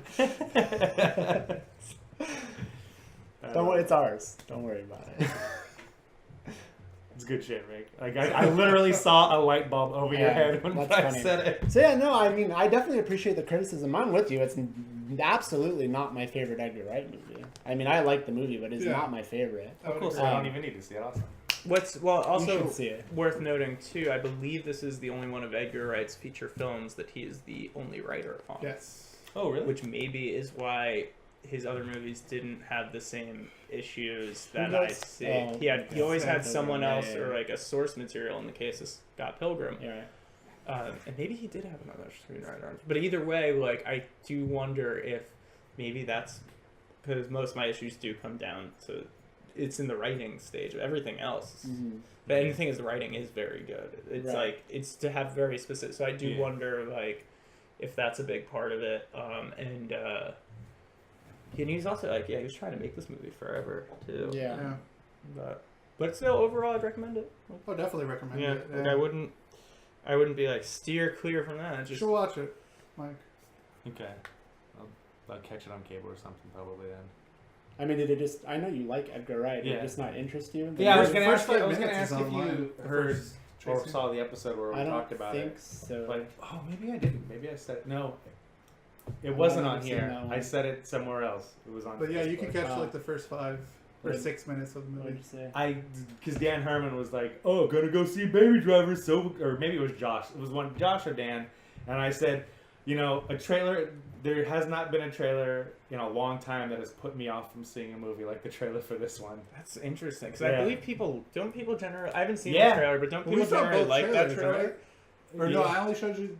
I've seen trailers. I watch television, and I watch the trailers that the ones I've come across, and I'm like, yeah, no thanks. Here's thanks, but no thanks. I'll pass. Here's what I'll say to that, and it's funny. I can't say that the trailer sucked me in either. I saw the trailer and I was like, I'm gonna see this because it's Edgar Wright, and I like him enough to where I want to see his stuff, and I'm pretty sure it's gonna be good. But when I first saw the trailer, and I was hyped to see the trailer, I saw it, and I did see both trailers too. I was kind of like, that's You know what I mean? Like, and I remember I think I watched the trailer with Annie too, and like she just kind of sat there and didn't really react to it. Like, I can't say the trailer did it for me either. So I see where he's coming from. So it was one of those things where I was like, I saw. So I think you guys might have watched the trailer on the show when I wasn't here. I definitely didn't watch that on the show. No, we watched it on the show. No, I didn't. No. Sure, we watched it on the show. Well, it wasn't me either. Might have been you and Bryant that time. And it was just you and Bryant. Oh, maybe. But yeah, so like I was watching Monday Night Raw one night, and I was fast forwarding through the commercials, and I saw the title card come up, and I was like, "Oh shit! I need to rewind and watch this trailer. This is new Edgar Wright. Fuck yeah!" And I sit there and I'm watching it, and I was like, and like it wasn't even like, well, it doesn't feel like an Edgar Wright trailer. Like I watched it, and like it literally put me off from wanting to see that movie. I was like, I really don't want to see this movie. Based on the trailer. Yeah, see, it didn't do that to me, but I had a similar reaction. Similar in the sense of like, if I didn't know who Edgar Wright was, I don't know that I would have seen the movie. Right. Yeah. You know what I mean? My love for Edgar Wright and the things he does and the way he tells stories and his visual style are the only thing that are keeping me like, I should probably go catch this when it's in the dollar theater. I feel like I say this every single time I'm on a podcast because everyone always says it's just, trailers are lies. No, I know like, that. I get that. And I think especially in Edgar Wright, if any like kind of filmmaker is gonna earn your trust of like literally say the trailer was him taking a shit, like you should. It's probably gonna be worth watching Edgar Wright take a shit because he'll do it in some inventive way. Yeah, I get that, but fuck. And I'm with you. I'm with that with trailers too. Like I'll watch the first trailer for something, and if it pulls me in, I won't watch anything else because I know I want to see that movie. This one literally was. I literally turned around and go. I looked at my wife and go, I don't want to see that fucking movie. Oh, you know what's interesting that I've just been thinking about too? Maybe I'm way off. There's few filmmakers too, like Edgar Wright. I don't think anyone dislikes him or his movie. It's just there's people who are obsessed with his stuff, and there's people who just think that it's fine. Yeah. But I pretty much. How often do you ever hear someone being like, "Yeah, I don't like Edgar Wright's movies"? Like you never hear it. You know what though? Which is weird because he's so distinct. I think we might be a different class as far as that goes because I also think there's just as many people that look at Shaun of the Dead and Hot Fuzz and think those are Simon Pegg movies and don't know who Edgar Wright is. That's very possible too. But with that said, though, even in filmmaking communities, like there's very few. Like you could bring up Spielberg and someone will find a way to talk shit. Scorsese, they'll be like, "Well, he hasn't made any," but like, and maybe it's because Edgar Wright's still. I mean, smaller young, sample size. But like I can't think of anyone else with that much consistent goodwill, and even like. Yeah, and it's like every time one of his movies comes out, like, and people are behind him, so it's great for him. But this is his most successful. Like, it was the most successful commercial movie. Yeah. I think as far as opening weekend goes, and it makes sense too because it's like weird. Yeah. But it's and I think I don't think the trailer captured the movie, in my opinion, for me. Mm-hmm. Well, also, what's interesting though, now bringing it back to that, how much do you think that trailer played into this being his most commercially successful movie? You know what I mean? Because like, I'm not laughing at you, Ryan. I'm laughing at Rick. Oh, pretend it's me. I had a great comment. Did Rick just like vomit? Yeah, basically. Why? He went and took a drink, and I think the bubbles got him. Okay. Blew it. Like the trailer was dumbed down enough. Well, that's the thing. Like, I wonder how much that played into it doing well. Domestic and international. I did not like the domestic trailer. International. But where it's doing well is domestically is where it's been doing pretty well. Yeah, because it was a very domestic trailer. Yeah. But then you think about something like Scott Pilgrim that made like no money, and you wonder. I don't remember the trailers for that, but I'm sure I have a feeling they were probably pretty fucking weird. And that might have made someone like us excited to see it, but then you think Joe average moviegoer, they want to see the dumbed down bullshit. But it is interesting, but also kind of not surprising that this is like his most commercially successful. I think it's cool for him. Yeah, like, as long as he gets to keep make making that money, shit. collect that check, keep telling me stories. The thing I don't like is apparently the studio or whatever is already trying to see if he's interested in making a sequel. But that's what they're gonna do. Anytime something makes money, and then don't worry, they'll want to make a sequel. They'll put way too much money into it, and it won't make its money back because it's Well, also, they're gonna go way too overboard. I would say Edgar Wright might be at a place in his career where he might control the sequel rights to some extent. Maybe not, but he might be just big enough where it's like it's not gonna happen without his blessing. But then also he might take like I think it's John Carpenter who says it, like, who also has a similar thing. He's like, why am I gonna tell them no? I get a paycheck for doing nothing. So maybe he also walked away from Ant-Man when it didn't meet his creative direction. So, but and that was that's also like he got on board with Marvel, I guess, kind of too soon. Like, I bet you if he had the chance to do Ant-Man after Marvel had been making movies for a few years, and he kind of hurt. Like, I don't think. Like, I don't think he would have even gotten involved with Marvel at this point, because I think he started on Ant-Man like ridiculously early. Before Avengers, right? Yeah. After Cap, but before Avengers. I feel like they announced his involvement in the aughts. Yeah, definitely. So overall, I think it's at least go see it. Alright, well, like I said, if it's at Dollar Theater, which it will be eventually, and I don't have anything else going on, I might go see it there. But I think I'll probably end up just waiting until. Look, I like the movie. I like the movie a lot. I'm not gonna sit here and say that you absolutely have to go to the theater and fucking go see it as soon as you can. Like, it will play better in a theater than not. I think it would. To be honest, I think every movie plays better in the theater than it does at home. Like, last night I saw a Ghost Story, which I thought was really solid.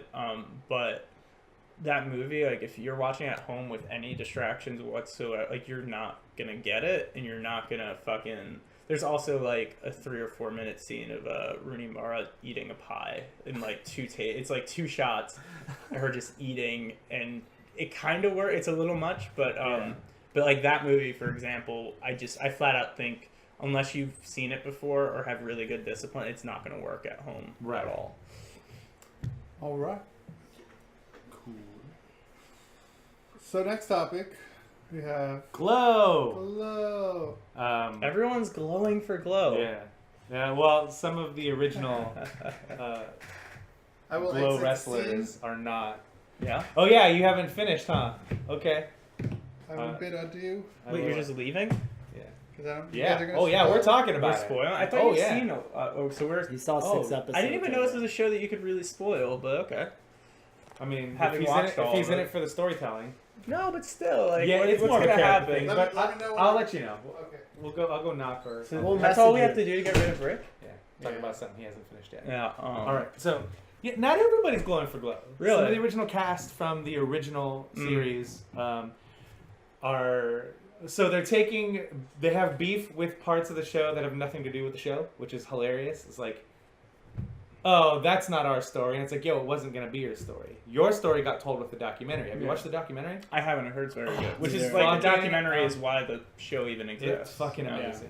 I haven't seen that yet either. It's on Netflix. Yeah. You guys should watch it.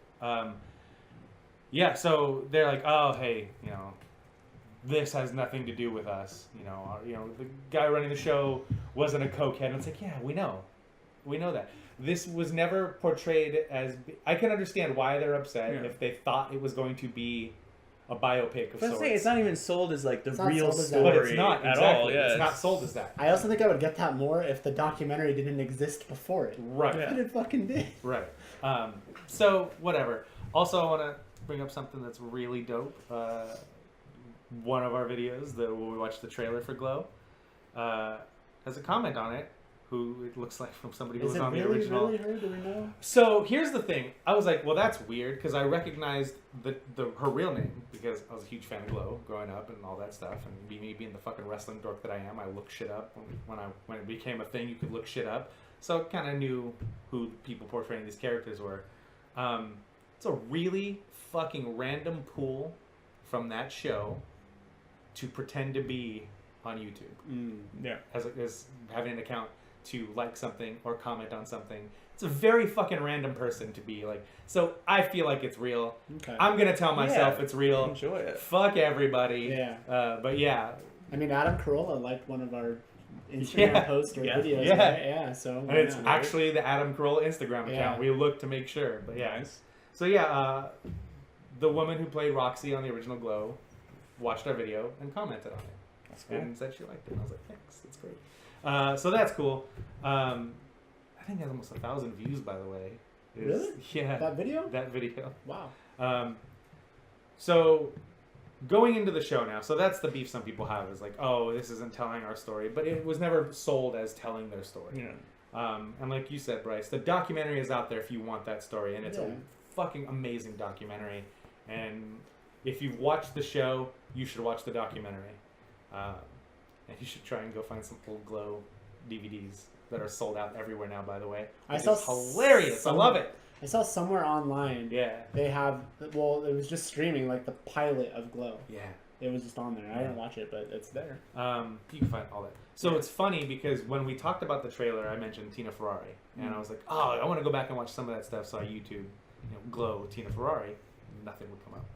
Now, fucking full matches, compilations, music videos, just everything is there now. So you watched wrestling for a while, right? When I was a kid, yeah, I grew out of it like pretty much right as I started high school. Like I was 100% out. Like what's the last era of wrestling you remember watching?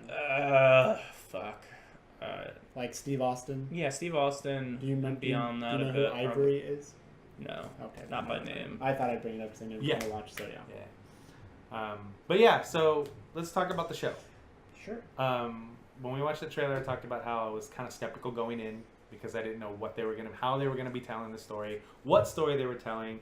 I wasn't delusional enough to think it was gonna be like a biopic, like a 10-episode biopic or anything like that. But I was wondering what they would keep, what they would embellish, and like overall, I was super happy with the final product. Like there's characters on that show that are specifically callbacks to characters from the original series, and then there are some that are like amalgamations of characters, and I think all the women on the show did an excellent job both acting and in the ring, and I really liked all the cameos from professional wrestlers, which you and I will get into. But how did you overall, how did you feel about the season? I liked it a lot. I don't know if I loved it quite as much as most, because people are raving about it like it's the next, like, I don't know what. I like it a lot. Like, I don't have really any issue. I know it took me a few episodes to where the first few episodes I'm like, this is alright, it's good.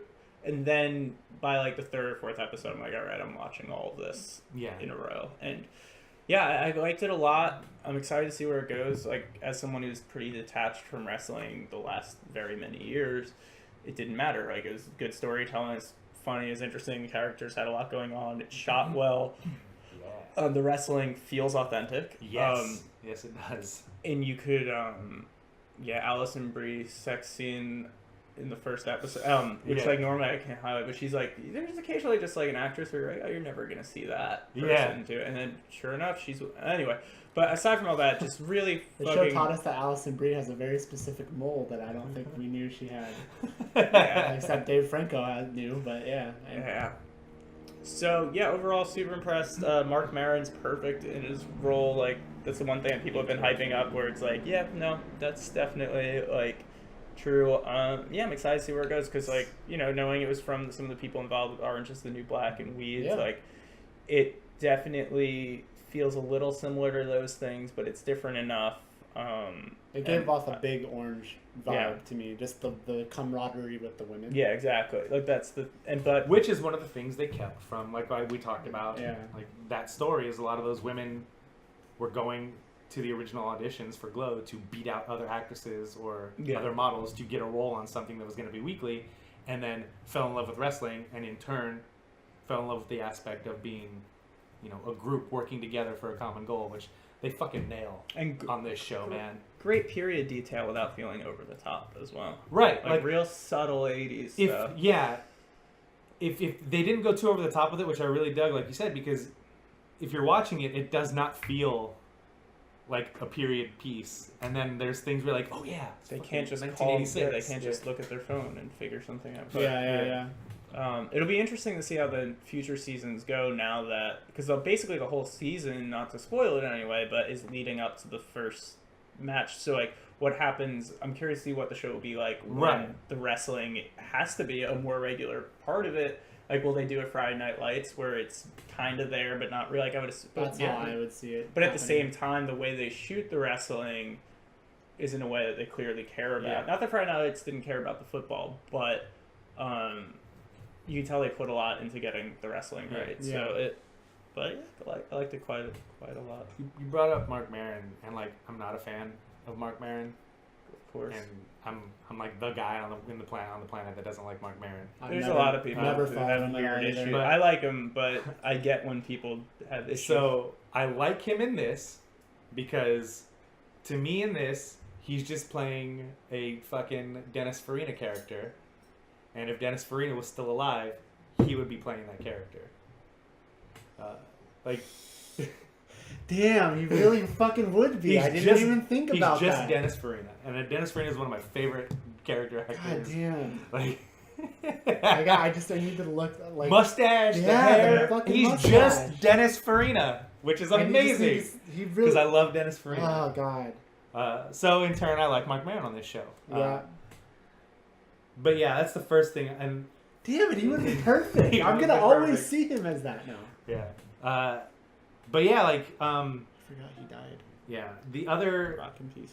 yeah for sure. But overall, you liked it as well. Yeah, I liked it a lot. I thought it was really good. It was really enjoyable, and I mean, fuck, man, like it was from when I could not sleep at night. It was just so nice to have like, oh, cool, Yeah. I've got this 10 episode thing I can watch. And also, like, for a non-straightforward comedy, I think it works very well as a half-hour show. Yeah. Like, if it was an hour, I don't think it would have worked as well as it does. Like, Right. and also I like that they go longer when they need to. Because that's what's nice about Netflix shows is it's a true half hour. Yeah. And Yeah. you sometimes forget, like, oh, this is just a half hour.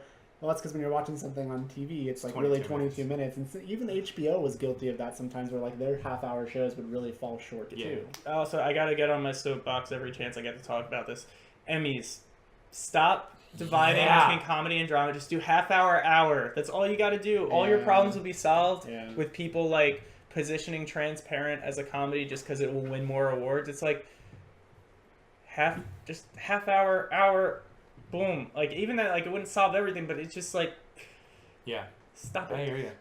Anyway. Half full. There's a funny thing, like, in this episode, or in the first episode, when she goes to the audition, and he's looking at her, he's like, you know, like, sometimes I look at you and I'm like, yeah, fuck yeah, you're hot. And then other times I look at you, I'm like, no thanks, I'll pass. And it's funny because as he was doing that, I was thinking the exact same thing. Yeah. And I always think that about Alison Brie. I'm not saying she's not attractive, because she is. Well, I thought really that, dig- especially on I this show. really well, no, dig I think her- the show made her a gorgeous woman, like, average enough. Like, I actually, and part of it's because of how good she is as an actress too, but like, where like you get why she's not that hot chick. And like sometimes in movies you gotta like, I like that they kind of acknowledge it and they play it just because that's what My favorite lines on the show were the ones that directly tied to that. Like when he fires her essentially, and he goes, get out of here. And she goes, why? And she goes, I don't know, because I don't like your face or your ass, or maybe I like them too much. I don't fucking know. Just get out of here. Right.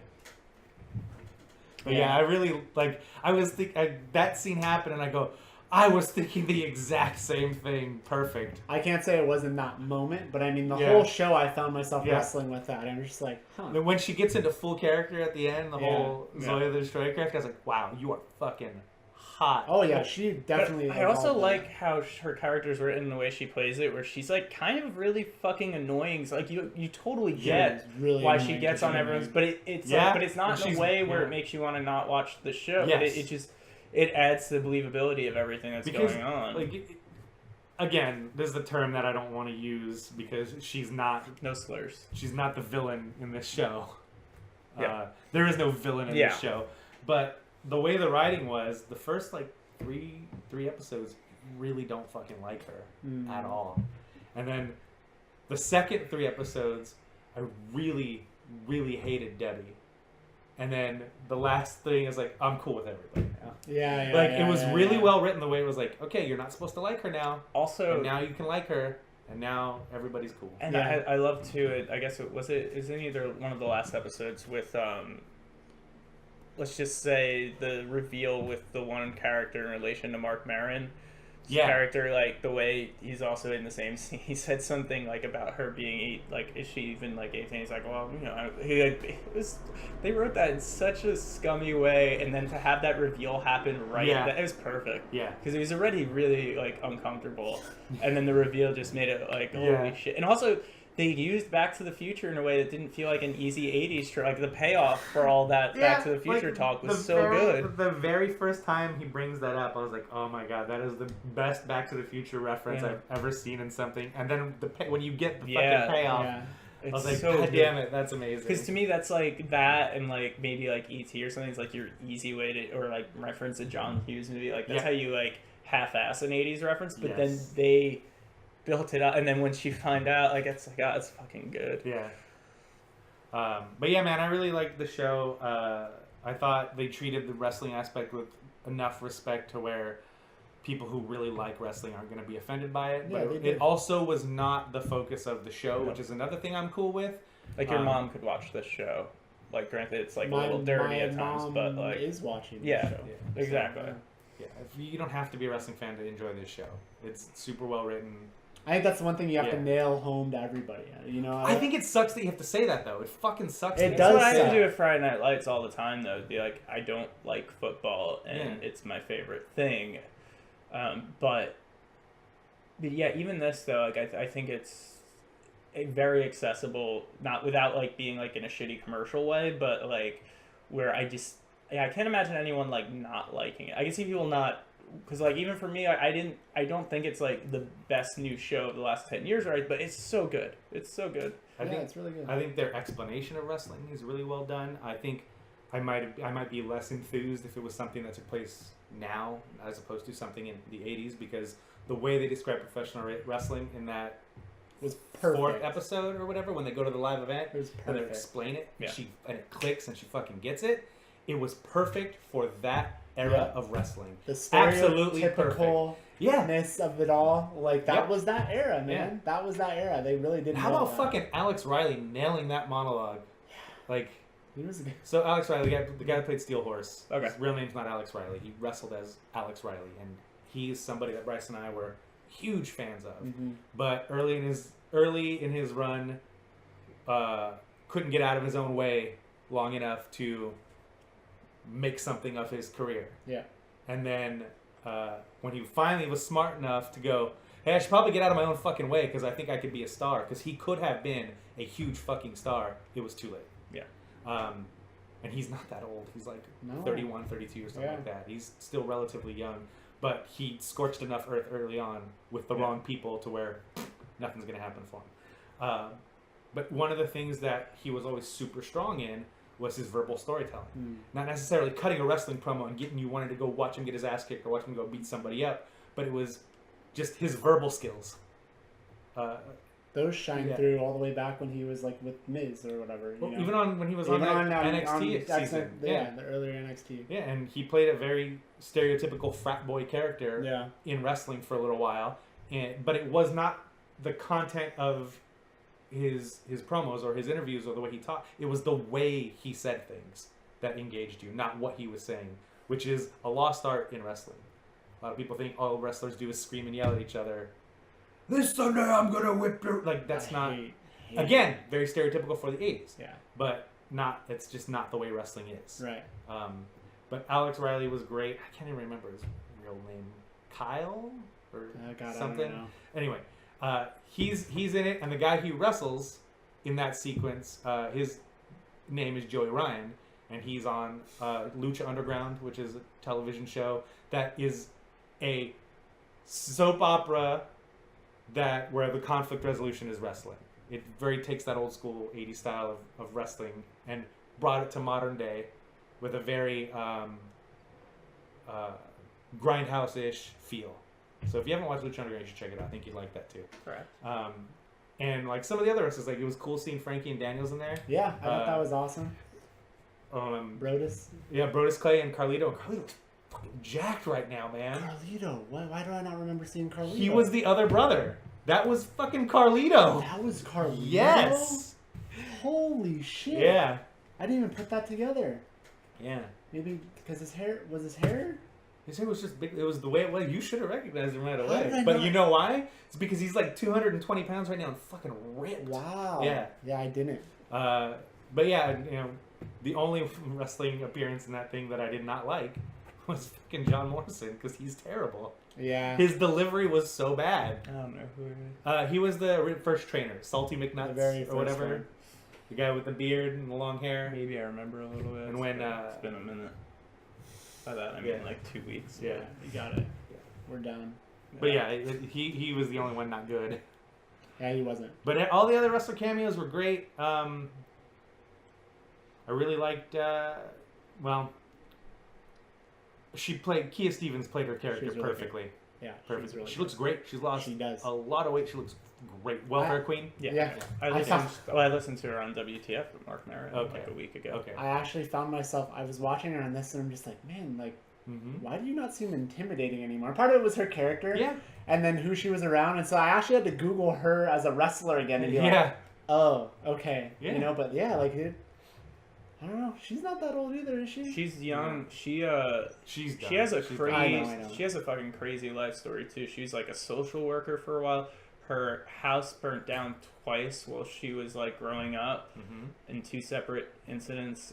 She at one point like made money renting vending machines to build it. Like she had just like a pretty crazy life story. It is super smart and interesting. Not to mention that when she finally got her big break with WWE, she found out she was pregnant and then had a miscarriage. And had nothing to do with the miscarriage, had nothing to do with wrestling. Yeah.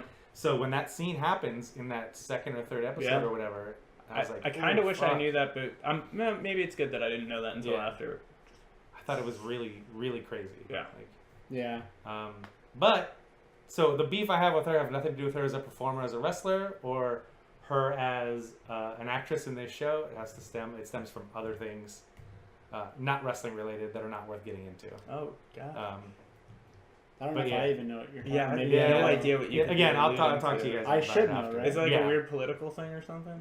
Sort of, but not really. It's not political, but it is down that road. I'll talk to you guys about it later. It's not worth talking about because it's very negative, and I want to be real positive because this show. This is gonna make me not like her.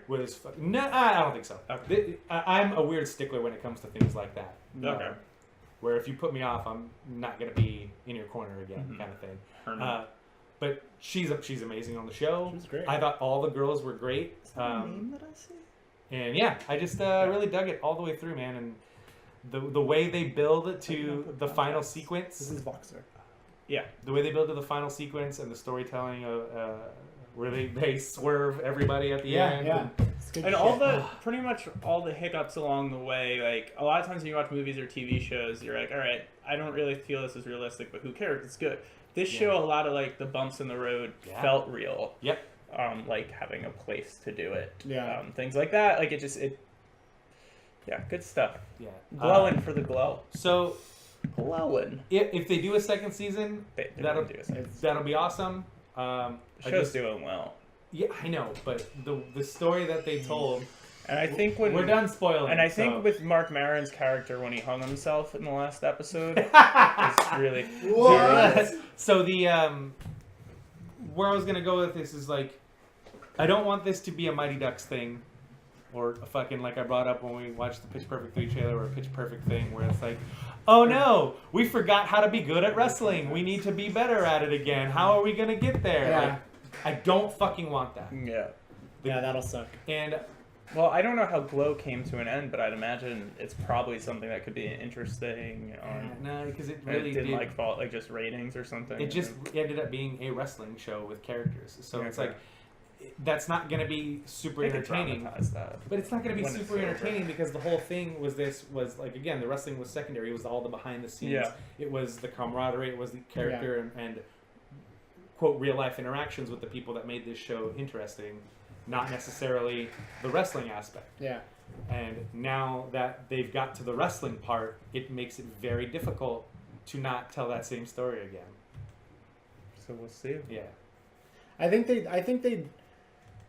do like a Friday Night Lights thing, like you said. I think they did enough to where they established all these characters in season 1 to where they'll find some new story to have going on with them behind the scenes or whatever, and the wrestling will be the backdrop. Well, and the great thing too, like as a screenwriter too, you learn this early on, like what's always helpful, especially towards like a climax or something, getting an excuse to get all your characters together. Yeah. So since they have an excuse to have these people in the same room once per episode, or the thing is they could do an episode where like there's no wrestling. Like it doesn't, I mean, like the way it's set up, like it almost doesn't matter. But I'm pretty confident that they'll deliver the goods. Yeah. Sucks about Marin's character though being gone. Yeah, I know, right? What are they gonna do now? Yeah. Damn. Sorry. But yeah, I really liked it. The last thing I want to talk about with G.L.O.W. is something in relation to this show that is probably just going to be a discussion here with Bryce and myself because it comes back to wrestling. I'm super sick and tired of this is the best thing to ever happen to wrestling. That's non-wrestling. That has nothing to do with wrestling. Yeah. And yes, the wrestling is part of this show, but this show is would be amazing without any wrestling whatsoever. Yeah. Because of the writing and the characters that we just talked about. So people who say that every time something like this happens, this is the best thing to happen to wrestling since the boom period of the 80s or the Attitude Era, and it's always shit that has nothing to do with fucking wrestling. Yeah. It happened with the movie The Wrestler, and now it's happening with G.L.O.W., and it's like, no, you know what the best thing about wrestling is? Enjoying wrestling. Yeah. That's the best thing about it. Well, and it's simple. You could say that, but like people who are watching G.L.O.W. aren't going to turn on Monday Night Raw and be a fan. So Exactly. I mean, what's your fucking argument at that point? Like that's like that movie Trouble with the Curve with Clint Eastwood. That would be like saying this is the best thing to fucking happen to baseball since breaking the single season home run record. No, it's not. It's nothing to do with baseball. It's a good movie that happens to have some baseball in it. Like I think there's like it definitely probably helps wrestling in some way because there are going to be probably a few people who but it's the hyperbole that quote industry professionals start talking about. Yeah. The only thing that's going to save wrestling would be wrestling. Exactly. Yeah. It's not going to be a fucking TV show a sitcom or a movie. Even if people turn on wrestling after watching G.L.O.W., they're going to turn it right off if they weren't fans at all. I mean, maybe it piques their interest enough to be like, let me see what this is about, but they're not going to get G.L.O.W. Unless they turn it on where they happen to be debuting a character and they watch that character grow and they only watch it for that character. But wrestling is such now to where they don't even do that anymore because they do all of that on another show that's not on network television. They do all that character development on their network, on their show NXT, where they build these characters up, then they move them to the main roster, and the people who are wrestling fans already know this character, so they don't have to start over from square one. Yeah. That doesn't stop them from doing it all the time, but it's not a necessity anymore. So unless you happen to turn it on and you see the very beginning of a character and it intrigues you, then maybe I watched wrestling because I watched G.L.O.W. and now I'm a fan because I saw the introduction of a character and watched it grow.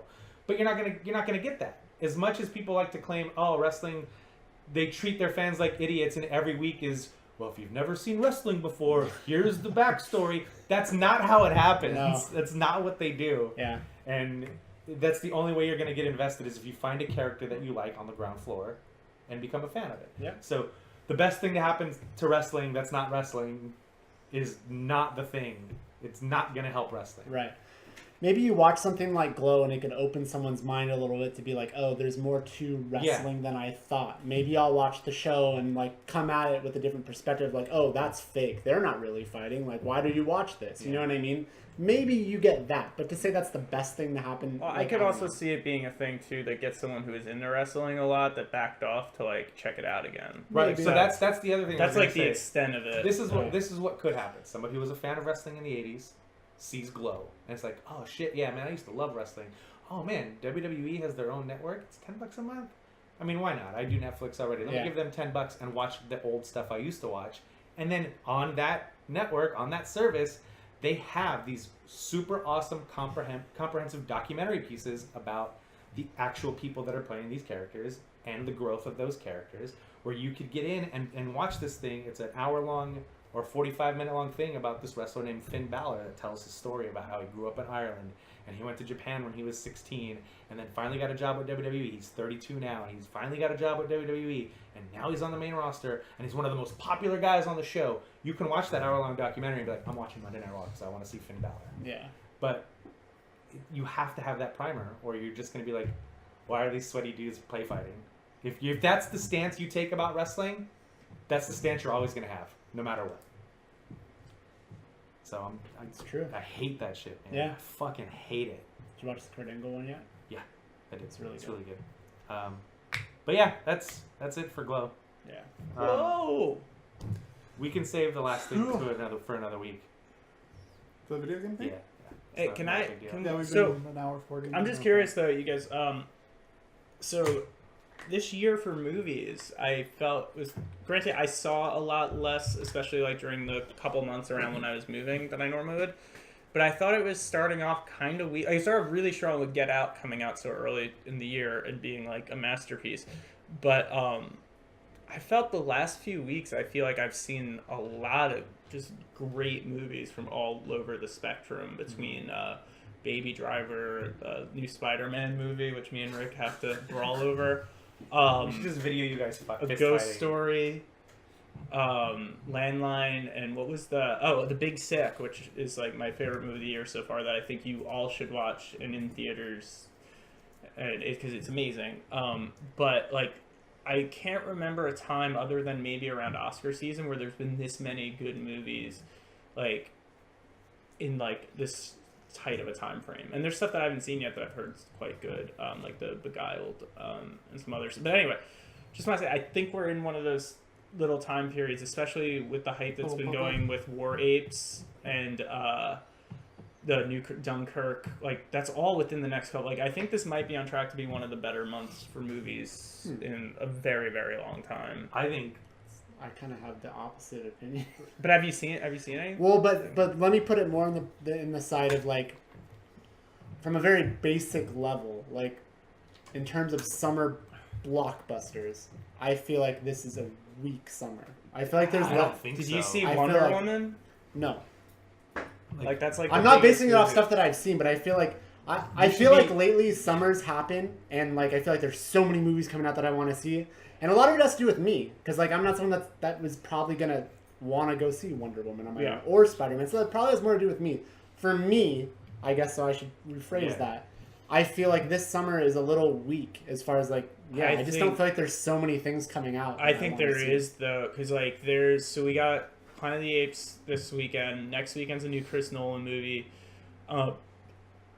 There's Think some about it shit this in way, August too that's pretty big. We're only 5 weeks in to Fantasy Movie League, and everybody's already knocking on $1 billion. Well, I'm not talking about the money. It's not even about that's translating to people are going and seeing movies. Right. Well, and I also think But you guys have to realize I'm talking purely from the perspective of holy shit, it's summer and there's 6 movies I want to see. Yeah. And so far, Well, I think there aren't that many movies that Bryce, want to go see. but that's a Bryce thing. Yeah. Well, That's what he said. Yeah, but So for me, I feel like it feels a little. also like I've been pretty tired of the superhero movies in general and Preach. But the fucked up thing is like I thought You go both see all Wonder of them? Woman and Spider, but not just that, but just Yeah. Wonder Woman and the new Spider-Man movie I thought were incredible. Like both of them are in my top 10 right now. Which this time last year, if you told me I'd have 1, let alone 2 superhero movies in a top 10, I'd be like, oh, fuck you, idiot. Yeah. I've only seen one movie. But like. I haven't seen that many either. And what's interesting though about Wonder Woman doing so well, that movie's so there's movies that do well because of how they're marketed and like the property, and I think there's a little bit of that. But with Wonder Woman, so much it's had legs. It's because it's good is why people. Yeah. That's we why know the it's legs been- Wonder Woman has had. But that's Yeah. why. So it's. But I'd say this month in particular, Yeah. any of those movies I just shouted out, you'll probably like all of them. And some of them will be in like your top 3 favorite movies of the year. I would go as far. Yeah. The Big Sick, especially, though, is a really special movie. I've been hearing good things about that. And it goes wide. It went wide this weekend. So, but it doesn't matter. You guys are in fucking Southern California. And I saw it at the screening I went to. Had a Q&A afterwards with Ray Romano. So it's pretty cool. Yeah. Yeah, I don't doubt what you're saying. I guess like from strictly like being a little kid and summer comes and like there being so many movies that I want to see, I feel like I just don't feel like there's as many for me. The summer also isn't. Now the summer movie season like starts at like fucking the first week of May. Like it's kind of. Well, it's been like that for a while. Yeah, and they've been getting more and more ballsy with releasing things earlier and earlier. That it does lose some of its muster. And the other thing that I think it's good for movies because they're starting to space things. Well, out yeah, a now bit you more. can see all of them. But where the other thing that I think doing that in video games too. But what's gonna I think remain the same is the issue with movies like say if the Big Sick came out in November or something, I think it would definitely get nominated for a lot of Oscars. Mm-hmm. Whereas now, like, I could still see it getting like screenplay or something, but because it was released in July, like I still think for awards just because of the way things it's gonna are get lost released. in the shuffle. Yeah, exactly, and but I do think the last few weeks and possibly throughout the rest of this month, if Dunkirk and War Apes and a few of the other smaller movies are as good as people as. I will say that every week I go into that fantasy movie league and start to pick my theaters. I go, oh shit, that's out this week. Oh shit, that's out this week. Oh shit, that's out this week. Like it's been like you said for about the last month or so. It's been like, oh fuck, I wish I could get out to a goddamn theater because that's out this week. And we still. What's interesting too, people have been talking about Wonder Woman being like possibly the #1 movie of the year box office wise. We still have a Star Wars movie directed by Rian Johnson closing out the year. Like. If that's as good as I could see it being, like... Anyway, but, I was very lukewarm on this year Star up Wars until the past month. Yeah. And this last month is just, I thought brought... Valerian comes out next week, too. Yeah. Fuck, I was like, oh, fuck, that comes out next week? Like, I want to see that. I know nothing There's about a YouTube thing going on with Valerian 2 days ago, but you have to have 1,000 subscribers ago. It kind of sounds like the name of a boner pill or something. Valerian? Yeah. Take one Valerian today. I think that's where. So you know nothing about Valerian? He doesn't watch trailers. Well, but just in general. No, I know it's like sci-fi-ish, and I know it's like polarized. Some of the reactions to it, but polarized in the sense where like people are really positive on it, and then there's some people who are just like, "This is my butt." I'm hype. But yeah, I'm hearing a lot of Fifth Element comparisons. Oh, it's well, same director. Same. Yeah, exactly. That makes sense then. But yeah, that's one of my favorite movies because I love how weird it is. But yeah, you're right. That's 69th Element. Yep. All right, let's talk about the new Spider-Man movie. Right? Let's go, Rick. Come we'll on. save that for another time. So that's it for this week's episode. Thank you, Ryan, for coming on the show. Yeah. Thank you for being wrong about Spider-Man. I'll thank you for agreeing to me being right. Yeah. Backseat on Prime. So if Backseat on Prime. So you can find us on social media at Some Shit We Like, some SSWL network on Facebook. Tinder at Tinder. Bumble. JDate. Grindr, of course. Until next time. Well, wait, hold on. I haven't been here for a while. You guys have been doing this. So the show goes up on Tuesday, right? Yep. Full show audio will be up on Tuesday, then videos Wednesday, Thursday, Friday. Yep. With the full show video will be up on Friday as well. Yeah. So just you get the full thing as like your Friday weekend treat. Like, hey, don't go out and party. Watch some shit we like. Watch us nerd out about the shit you probably don't care about. Until next time.